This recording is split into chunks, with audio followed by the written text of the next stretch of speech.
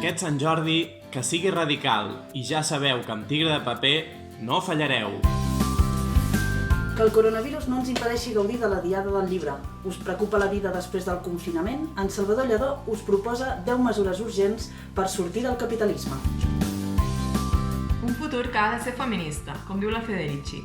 Un feminisme que també és anticapitalista, antiracista i ecologista.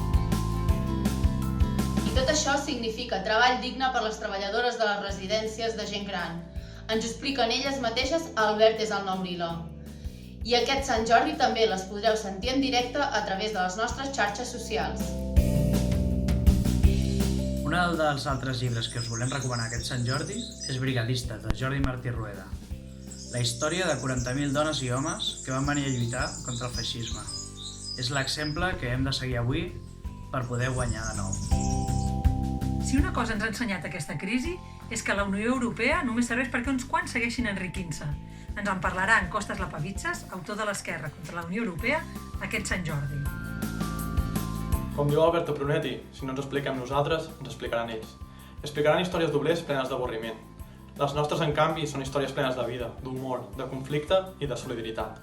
Podeu escollir entre aquestes dues novetats de narrativa obrera. I per acabar amb el capitalisme necessitem organització i necessitem camarades i revistes de classe i en classe.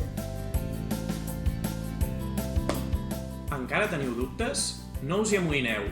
Hem preparat una marató de trobades online, sí, d'aquestes que podeu veure per la pantalla, amb les nostres autores i autors perquè gaudiu de la Diada amb nosaltres. Segur que més d'un llibre us atrapa.